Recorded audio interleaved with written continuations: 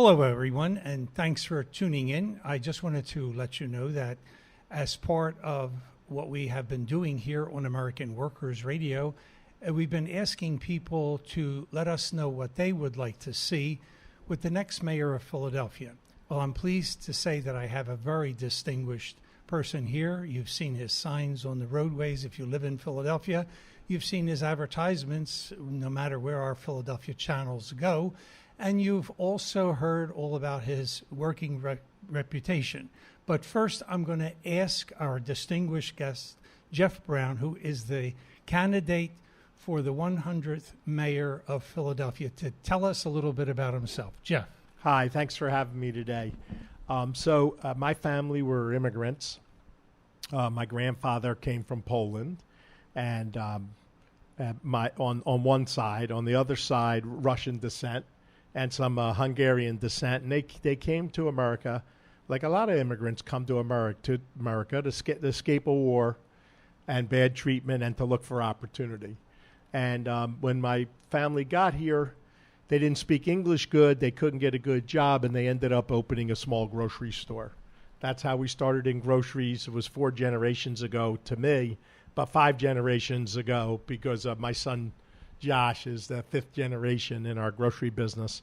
All different businesses, but the family has a trade, and our trade's different. We don't go to the place that we think we can make the most money. We go to the place that we think needs us the most.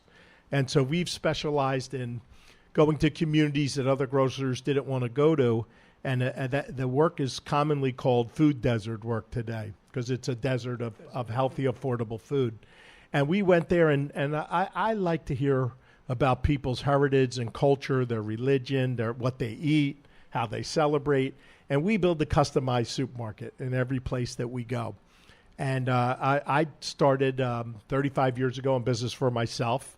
I brought ShopRite. There was one ShopRite, small, but I brought ShopRite to Philadelphia in a big way. And each store is a little bit different because we listen. And, I ask questions, and then I build a store for the community, whatever it is that they need. Yeah. And when I started doing this, people told me we appreciate if the jobs would be for people in our community. And then later they added to that, could you help people that have been formerly incarcerated, find employment and figure out a way out of that cycle of going back to jail, and also the disabled. And later we started getting into helping small businesses too, because I think small businesses are what drives our country. Absolutely. And absolutely. And I will tell you this, that we started 11 years ago a program called National Small Business Weekend, the first weekend of every month, and we've done many, many specialty programs throughout the years, and we're seeing more and more people want to hear and see what we're doing to bring jobs back to America and make our cities a better place to do business. Sorry. Yeah, so the way I see it, and again, we have family experience with this, but a lot of people, most people in this country immigrated here. There weren't a lot of people that naturally lived here. And our system of government, of a free enterprise system, created an environment where someone could come here with nothing and start a business and become successful. And what's important about that system, it not only helped the small business people or entrepreneurs, but often they would hire people from their neighborhoods. And that's how we lift people out of poverty. And that's what we should be focused on. How do we help people succeed? That's what would make a city a great city. And I think we're a little off track here in Philadelphia, and we have changes to make because we have too many people that live in poverty, and partly because we're a tough place to do business. We're a tough place to start a business. And I think we created our own impoverished situation because we stopped the mechanisms that made this country great. Very, very well said. Jeff, I have a few questions that I have on the screen here from viewers and listeners. Today we want to focus some of our questions on what would you do as the 100th mayor of Philadelphia to get the Philadelphia business environment really moving along. Yeah, so I've been here in business for myself for 35 years, and I always had the sense that the government never wanted me. And there's the funny thing. I'm in a business that no one wants to do but me. Very few grocers want to go in impoverished areas and open grocery stores. And yet I was treated pretty bad the whole time, disinterested. Matter of fact, when we were opening our first food desert store, Philadelphia Gas didn't want to turn my gas on. I could give you a long list of, when I called them up and I said, we're about to end our first food desert in the country, and we're so excited, can you turn our gas on? They said, call us back in 3 months. And I'm like, hold it a second. The food will be bad in 3 months. The store's fully stocked. And that's the kind of experience you have as a business, disinterest and complicated systems. I think we need a process improvement. I'd like to have someone in charge at a senior level position for process improvement and technology. And we should benchmark ourselves to other cities, and we should set a goal to be the easiest city in the country to start a new business. You just answered one of the questions that people have been sending us, and they say, Michael, can you ask the candidates what they would do to turn this whole situation around? For 200 years, America was the place to manufacture and to sell around the world. Right here along the Delaware River, we had ships, dozens of ships going out of our port to foreign countries, bringing them supplies. Today, that's not the case. We're bringing in all sorts of products from around the world, while Philadelphians could use those jobs, and not only Philadelphians, people throughout our entire tri-state area, and in fact the whole country, could use those jobs, and we need to change this thing around. Everyone is telling me the mayor has to be the main cheerleader of all this going on. Mayors in the past have done good jobs working with the people, but now with modern technology and everything that's happening to our country, we really need to really turn the page and start doing a lot of positive things. How would you go about making the first changes during the first days of your administration? So I think the first thing you do is you have to explain to the citizens, to the businesses, what's our vision for our success in the future.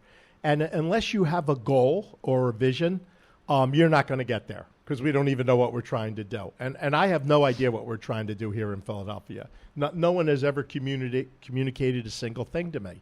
And in the process of designing our vision, I think we should be smart and take a look at our inherent advantages. We have lots of advantages. We have some disadvantages too. And clearly there are certain industries that we should be global leaders in. I'm going to give you an example. Because we are the most dense concentration of universities and colleges in the world. People think it's Boston. It's not Boston. It's right here, the Philadelphia area. We have lots of brilliant scientists that are here that invent things, engineers, scientists. And, we are the birthplace of a lot of biotech and gene therapy technology. Matter of fact, the technology that went into the COVID vaccine was invented right here in Philadelphia. And here's where we went wrong. So we have all this innovative capacity, but no one said to those industries, we'd like to help you manufacture and distribute those products right here in Philadelphia, because those jobs would help people out of poverty. You don't need a college degree for those jobs. We could train you for those jobs. And we should go to all of the firms that are in that business and say, this is what we can bring to bear as far as economic incentives and financing, potentially equity investing, job training, because we want you to vertically integrate, and we want all those jobs. Because this is why. Philadelphia is in close proximity to 75% of the U.S. population. That gives us an inherent advantage. So with that, some people will say, our taxes are high. Our taxes are high. But let me show you how much I could save you on energy, because you're closer to the population. And I think some companies, besides, you talked about attracting business through the personality of the mayor, it should start out with, we should be welcoming.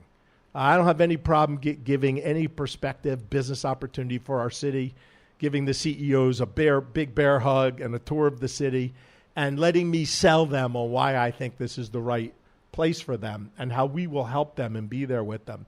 If they have a problem, we will take their problem and we will address it.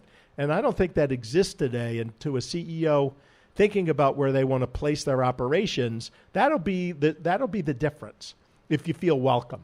Right now, we're not welcoming. Very well said. And I will tell you, we heard a lot of the issues of what's taking place here in Philadelphia and America, and especially in Philadelphia, during the debates for the mayor candidates. However, there are a lot of things that distract businesses from coming here. For the last 30, 35 years, foreign merchandisers and investors have been attracting businesses out of our big cities and our country. We're now looking at, in some cases, 50, 60, 70, or 80% of the items that we use on a regular basis coming from foreign countries. There's no reason that it can't once again be born here in Philadelphia with the leadership of a mayor who wants to move forward and make sure that the city is really the place to do business. Everybody is telling me that, that we have to talk about making Philadelphia the best place to do business. And I said that should be an obligation of the next mayor, to go into the communities. People send things in and they say, we'd like to see the mayor at more community meetings, business meetings. How can we get more businesses back in the city? During COVID, we lost a lot of businesses and we haven't been able to replace them. So how do we bring those businesses back? Taxes are always something that frightens people. And now with inflation going up so high, we are again suffering another blow by having manufacturers from overseas say, no, you won't be able to go through all the inflation in America. Bring it over to us. We will make it, ship it back to you, put it on your shelves. We can't do that anymore. It has to be leadership from the mayor to the governor to the president of the United States, all getting together and saying, we have to change America's way. But now this is a major opportunity for all individuals to know that the mayoral candidates want this to happen. If you were in office and you were being sworn into office, what would your first job be to help bring businesses back to Philadelphia? Yeah, I think it starts out with, and citizens hear a lot, and you need the citizens behind you. And if you want the citizens behind you, you have to explain to them what you're trying to accomplish. And so what I hear some of the other candidates say is they're telling the citizens, we can make your life better by regulating businesses more or taxing businesses more and taxing you less. And no one has pushed back to say that that's actually how you stay in poverty. That's right. Because if you chase away the businesses and there's no jobs, we're going to have a race to the bottom like you saw in Detroit, and they went bankrupt. And we're headed right for that. And it isn't that the people don't matter to me. The people matter a great deal. And I've explained this in some of the debates to one of the other opponents that's like more socialistic, that her approach will lead to massive poverty of everyone. Right. Because if you chase away all the jobs and there's no jobs and everyone will be on government assistance, and that's not very much money, and there's no future in that. And so I think you start out by telling the citizens, I know you think you want this, but this ends up not the way it sounds. It ends up bad. And, I'm a unionized employer who cooperated to unionize my own business. And this is the interesting conversations we have across the bargaining table, because we're interested in the business growing, because that's jobs and hours and pay. And we're also interested in good treatment of the workers. And that's a balancing act. And what I try to explain in a number of the debates we have, if you're way too lopsided, you kill the golden goose. And that's what we've been doing. I can't agree more. And believe me when I tell you, all of the people that write in tell us the same thing. You can't tax your way out of poverty. You have to create jobs.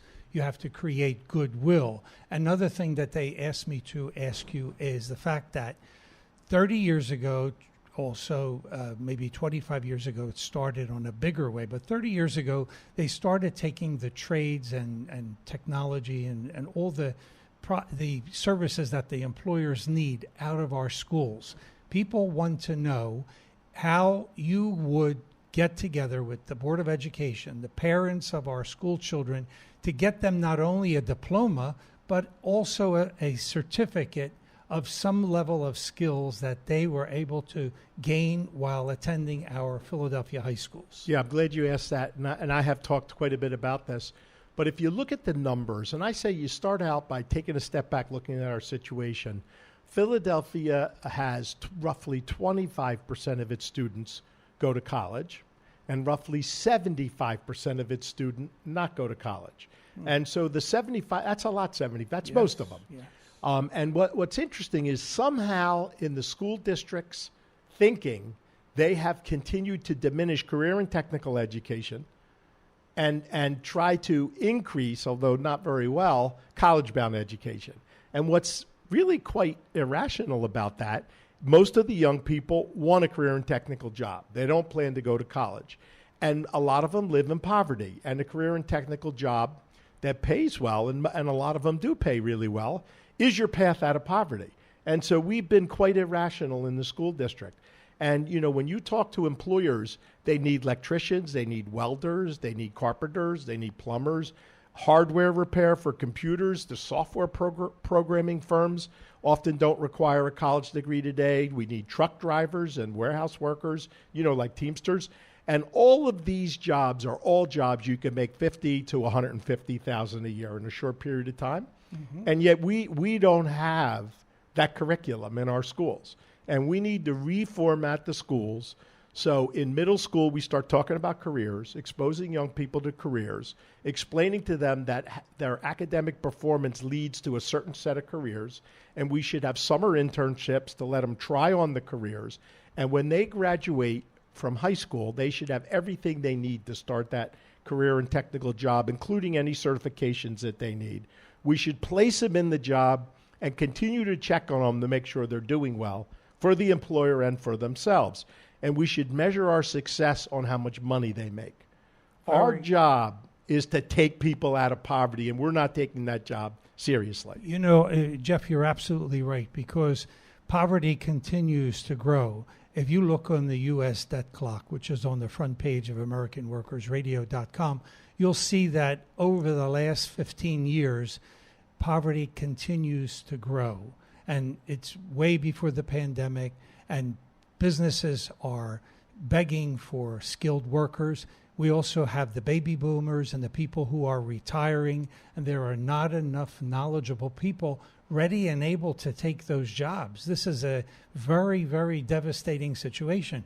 What that normally does is it tells the people who are the merchandisers from foreign countries, go over and talk to these businesses and attract them over to us. Where you will have no aggravation. You will just get the product delivered to your shipping decks, and you'll be able to ship it to the stores that you supply, and that will be the end of it. There has to be a new tomorrow. I know that in the last 10 years, maybe 12 years at this point, we've been trying to urge more and more of the school districts to put in the trade programs. And they say, well, we have so many trade schools, they can go to a trade school. We really don't. We don't. Really don't have anywhere near enough capacity. That's not, I said, but here is the question. And then they say to me, well, we don't have enough people to come as teachers of the trades now that we've taken them out 20, 30 years ago. And I say, well, then it may be time to take the people from private industry and bring them into the school system so that they can train our future. Yeah, our future is every person in our city. We have to share love. And when a person has a job, they feel more successful about themselves. They feel and they know that they have something to offer, which is, you know, I think the way we have to start thinking. And it all begins from the top. The old expression, the buck stops here.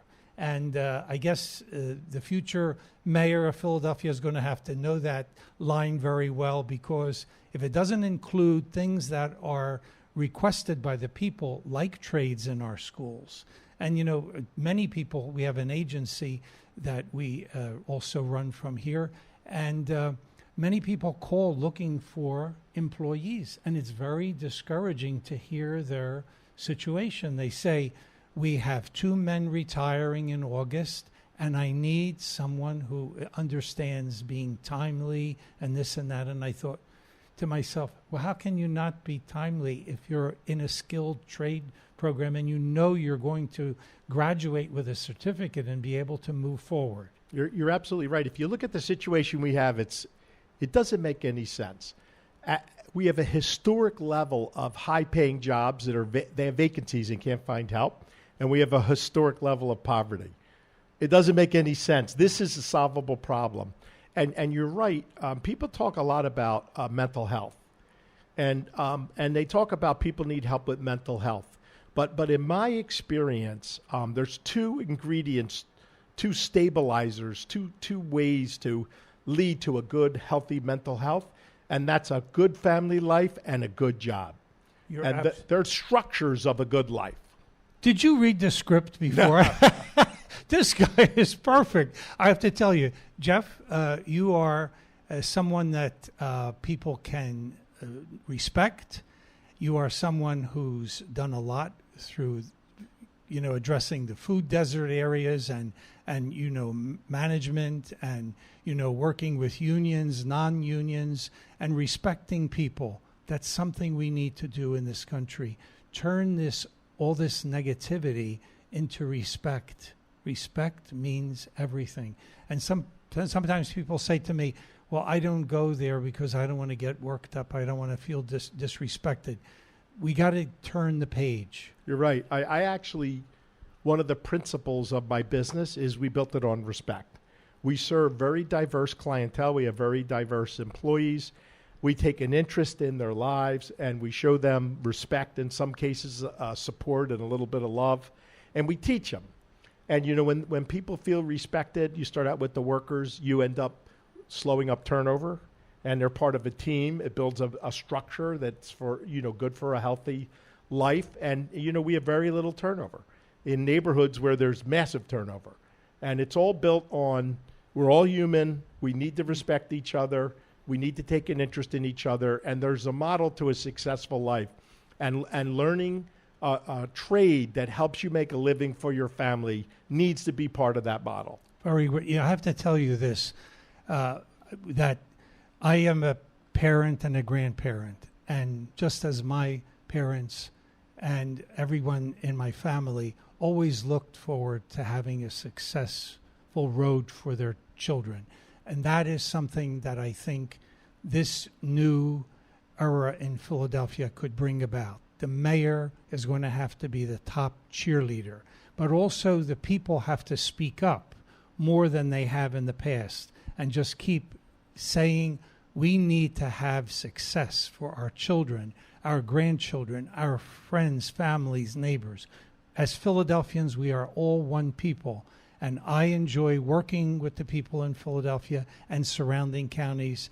And with a new mayor, hopefully it'll be the right choice. And I can only say that when you go out on Tuesday, the 16th, consider all the people, what they had to say, how they're thinking about being a good mayor and wanting to be with the people, and use your vote wisely. Because the day after the election, it's over. We have to then move forward and work with the new city council, with the new mayor, and whatever that decision of the people will be, I hope it will be the right decision. Jeff, what else can you tell us about yourself? Just as far as, there's a common sense in the world that I think we underutilize. And the other people running for mayor, almost all of them, all the ones that have a chance of winning, all of them have been leaders in government the last 8 years.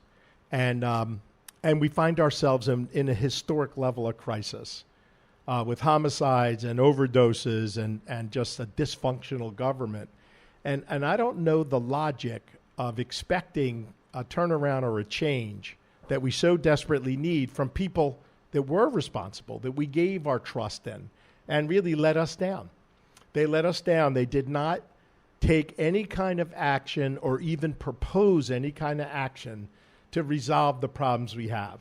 And, people blame the mayor, and the mayor earned himself some blame. But the city council is the safety net. It's the checks and balances, and they didn't do anything. And so the senior members that are now from city council, or the controller too, I count her the same. They didn't do anything. They just sat back and they were on Zoom. Like I was running my grocery stores. I was finding food during the pandemic, and I was putting people in masks to protect them many months before the city. And they just sat back and didn't do anything. And, you know, if you agree that this city's in a crisis, we need a bigger change. And you could tell by the reaction to me, people in government don't want, not the workers, the leaders, the elected officials, they don't want my kind of change because they can't continue to do what they've been doing. And I say we need it. We need a bigger change. And I think being an outsider allows me to look at the situation we have and ask myself, does this make any sense? And I don't think it makes any sense what we do. I mean, I think I could explain to you thing by thing, and you brought up the trades and schools. It doesn't make any sense. The kind of system we have where we tell people they don't have to work, that's never going to work. You're not going to feel good about yourself if you don't work. We should be spending our energy to help people be successful. Let them have their own success. Do you know what I mean? We're not making sense, and I don't know what's going to happen, but I'm saying I'm speaking up for what I think is the absolute truth, and I don't know how you argue against it, and that's the change I want to bring. Well, ladies and gentlemen, I can only tell you, you heard how he would be as the mayor. Whatever you do on May the 16th, make sure you go out and vote, and until we see each other or hear each other on the radio or I see you in my travels, may God bless you and may God bless America. Thank you. Thank you. And button 35. Button 35 is a number.